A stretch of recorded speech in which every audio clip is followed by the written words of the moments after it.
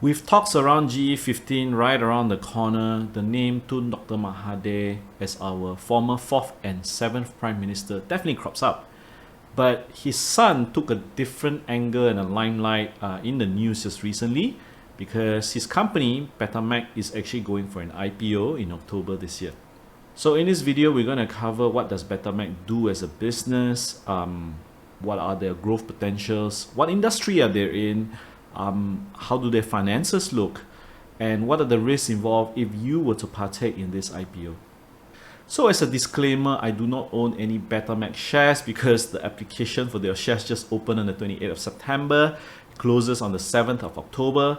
Neither am I a promoter because I'm not part of the listing team or not part of the owners pre-IPO. And more importantly, whatever I share in this video is purely for educational purposes only. It's not a buy or sell recommendation. And do speak to a licensed advisor if you do need licensed advice. So first off, what does Betamek actually do? They are actually an electronic manufacturing services provider specifically for the car industry. And even more niche, they're actually a manufacturer of car audio systems since 1989. Now, they made inroads when they secured a contract in 1994 with Perusahaan Automotive Kedua Sdn Bhd, which we now know as Perdua, and they were supplying their car audio systems since the first Kancil model. Pretty interesting because car radios have pretty much evolved over the years, and as I go through this video, I'll show you some of the products that actually has gone through this evolution. So where are they in the automotive value chain? They're actually smack right in the middle where they actually source for raw materials from the material suppliers, the guys who supply the printed circuit boards, the integrated chips, the discrete components, and they'll inject their capabilities of D&D, which is design and development. I've mentioned about procurement of materials. They manufacture, assemble, and do after-sales services to their clients, which mainly consists of Perdua. Now, what are the finished products? They have car infotainment systems. I'll show you some examples later. It has evolved quite a bit. HDMI adapters, USB chargers, just imagine in your car today, it's almost like your smart TV where you have all these dongles and interconnect ports that you can, make it as if you're from home but on a moving home with screens, right? So some product history first before we look at the product. So they first started off with a humble automotive radio set way back in 1989, and they used to export rather than supply to Perdua. And they started off with Perdua in 1994. They did supply to Tan Chong and Nissan as well, but as you can see, Perdua made up the bulk of their products that were being sold, you see. Today, fast forward, we've got automotive infotainment system with touch screens. Now, if you imagine, you're almost like, if you look at your smart TV today, it comes with a plethora of ports, at least 2 or 3 HDMI ports, USB. I mean, 10 years ago, don't say 10 years ago, 5 years ago, you couldn't even stick, for a normal cheap TV, you couldn't even stick a USB drive and play your photos, right? But now technology has evolved and cost has come down by quite a bit, quite substantially actually. So these are some of the examples that their products that they have. Let me just tune down a little bit here. Here you go. So these are how car infotainment systems look like. They even break it down to you by model: Ativa, Myvi, Alza, Arus, Beza. Okay, and automotive electronic accessories. Even the mirror switch now. My wife drives a Myvi, and I have no complaints so far about the mirror switch. But if you do, if you're a Myvi user and you've got problems all over the place about all these little electronic accessories, do let me know in the comment section below. It'll be interesting to see, a survey on how well or how reliable these parts are to their customer, which is Perdua, and also for us as end users, you see. So I've given you an example of their products. What other services do they include? Like the design and prototyping, EMS manufacturing, sub-assembly. Now all these actually play a very important role as an EMS service provider. If you guys are invested into the industry, I'm pretty sure you've heard of this company called Ata MS. They're a very big supplier or service provider to guys like Dyson. They fully assemble Dyson's vacuum cleaners, their hand dryers, and all this kind of things. And EMS, you think of EMS as a one-stop shop for a lot of these guys like Purdue or any automotive guy. They want you to like take care of all their worries from all the way from component sourcing, quality control of manufacturing, even final assembly and fitting into the assembly line. All these are key services that an EMS need to be at the top of their game actually. So what are the likely growth potentials for the car or automotive electronics sector? So we have seen the evolution from the humble radio all the way to infotainment system. But what going forward, what is the things that will evolve going forward are things like IoT or industrial Internet of Things, or IIoT, industrial Internet of Things. The other thing is actually passenger safety. Now, in the past, I give you an example. If you drive a Continental car, if your passenger is not wearing a seatbelt, there's an alarm. And those did not trickle down until most recently to what I would say mid-tier to even lower tier cars, where there's actually a blinking light or an alarm system that actually informs the driver that the front passenger is not buckled up. And I think as cost of these components reduces, over time, more and more of these features will be embedded into a car because its cost is almost negligible, right? The other thing is actually visual and control. I mean, look at rear passenger air cons. In the past, it was almost unheard of because it's very expensive to put in the duct. But more importantly, it's also the panel to actually control the temperature as well as the humidity and all that kind of thing.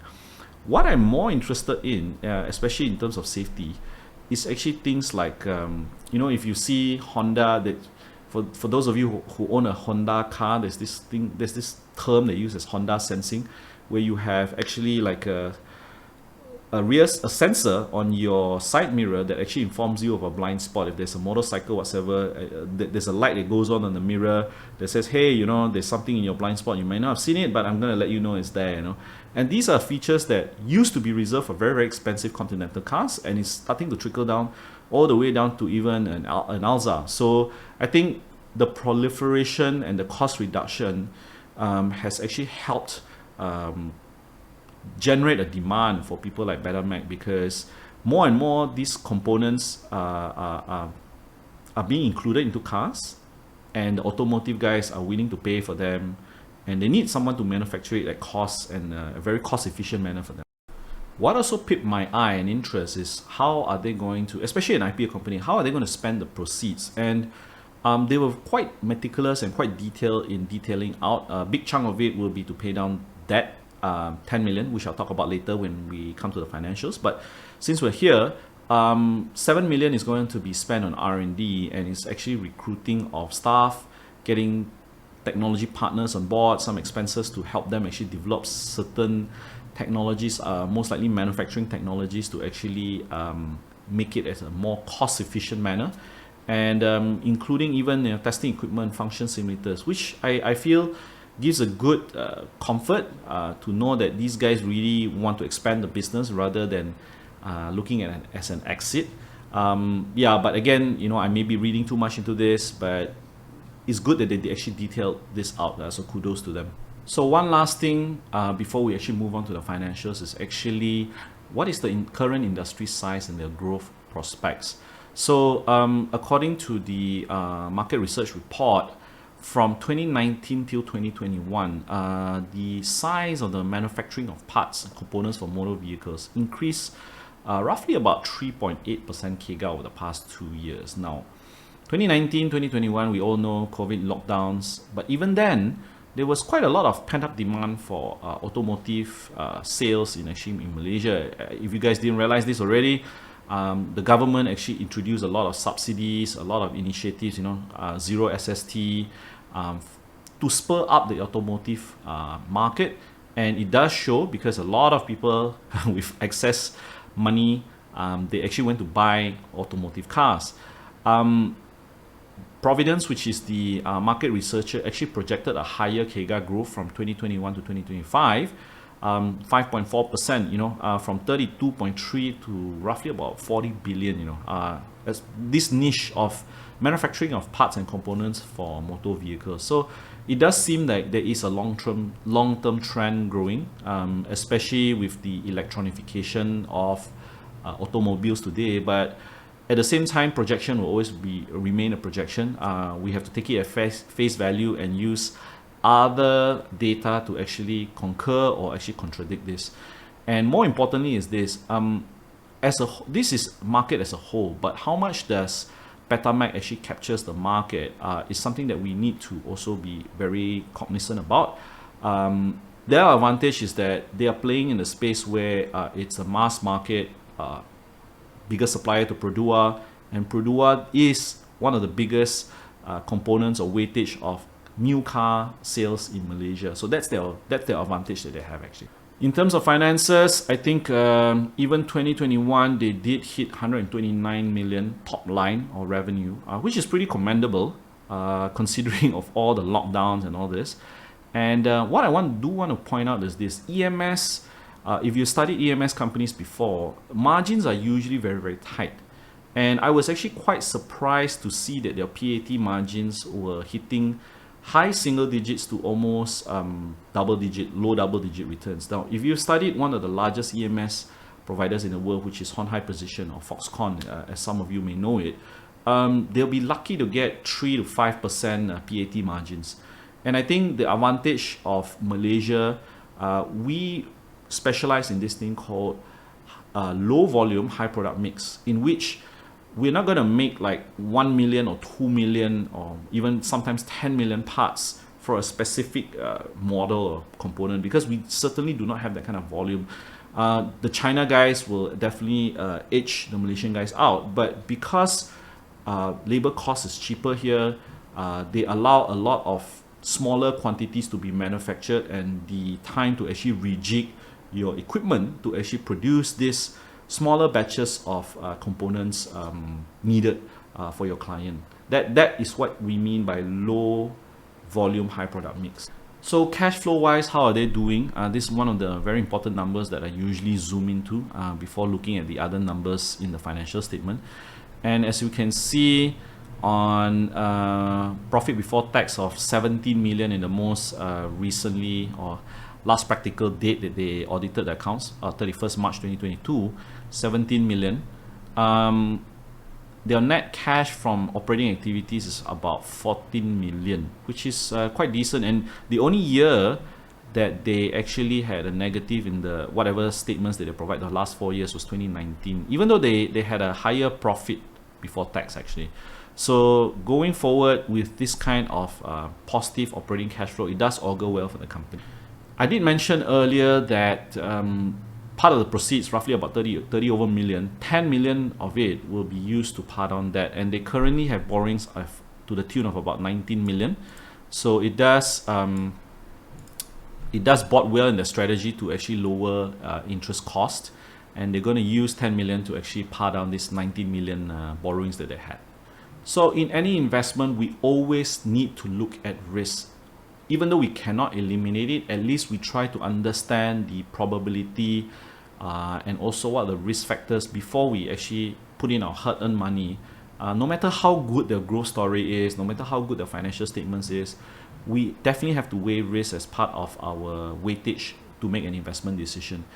In this particular case, as I mentioned earlier in the video, the size of their customer concentration is so much towards Perdua. 51.4, I'm referring to financial year end 2022, 51.4 to Perdua Manufacturing, and 37.6 to actually Perdua Global Manufacturing. So cumulatively, there's already 89%, almost 90% of their sales actually go to one customer. So there's pros and cons. The qualifying process and also the addition of a part, assembly of a part. Once you're on the automotive clients list, right? Very rarely do they switch out customers or suppliers. This is because just think about it, right? Your car infotainment system, just to get the dimensions right, just to make sure it matches into the manufacturing process, just in time logistics, all that takes a qualifying process. And if you were the procurement officer of Purdue, unless and until your supplier really screws up, it's very unlikely that you will change it. If you study certain companies that supply to military, that's even more sticky because there are even more parties involved to actually decide on a change out. Because like if you're in aviation, then you need the DCA, the Department of Civil Aviation, to approve of that part and all these kind of things. In the automotive space, is not as sticky as aviation or military, but it does play a role because of the lengthiness of a qualifying process. The second biggest risk I see is actually the rise in raw material prices. As you know, there's a supply shortage of a lot of semiconductor components globally today.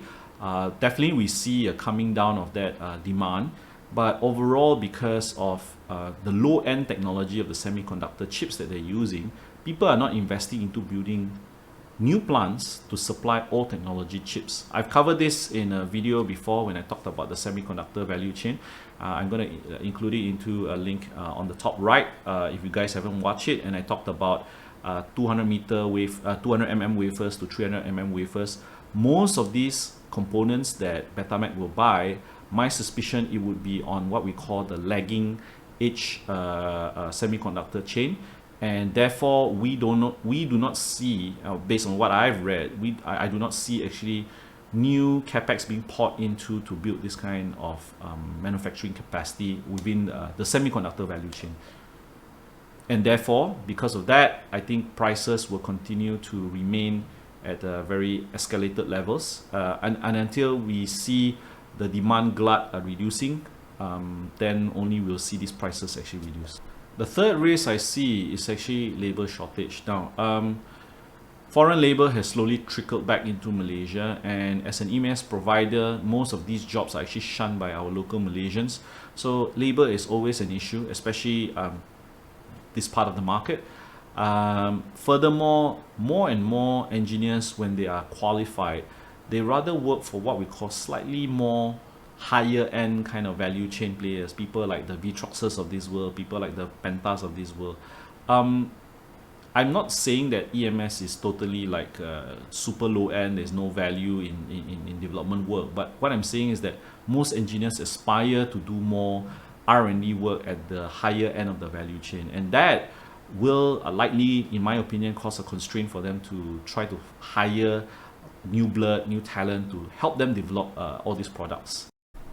For me, the fourth risk that I think I read and pretty interesting that was highlighted in the prospectus was actually the inadequate coverage of insurance that they highlighted. So they've covered quite a big of sum, 38 million for burglary, fire policy 86 million, but they did highlight that there are certain exclusions within the policy coverage, the liability that the insurer will actually pay them, and they did not, however, they did not, what I find is that they did not find any alternative or proposals to make sure they're adequately covered.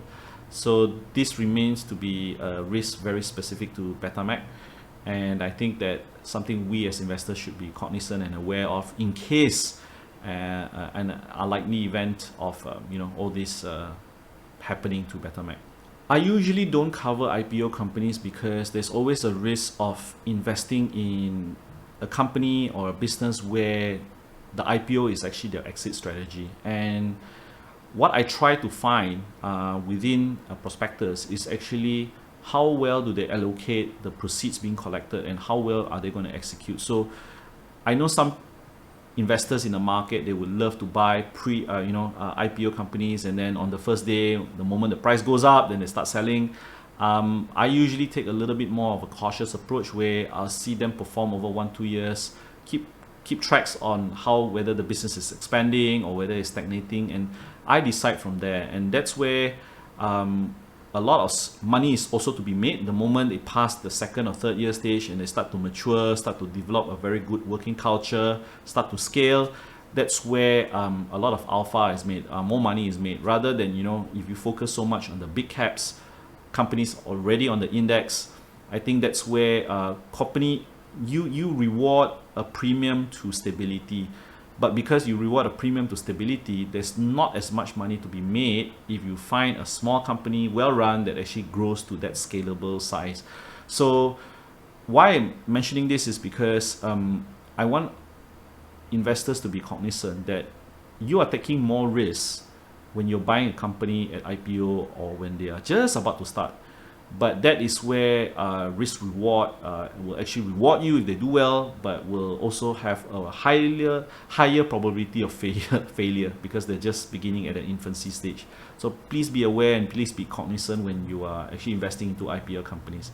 So with that being said, I hope this video has brought value to you in understanding what Betamek is about, what are risks involved, the finances, and if you do like this kind of content, I would love a subscription from you. Give me a like, hit the notification bell so that you know when the next videos are out, and do let me know in the comments, what are the companies that tickle your fancy and what are the industries that you want me to look at. And no promises. If it does tickle my fancy as well, definitely I'll be looking into them. So I'll see you in the next video, guys. Ciao.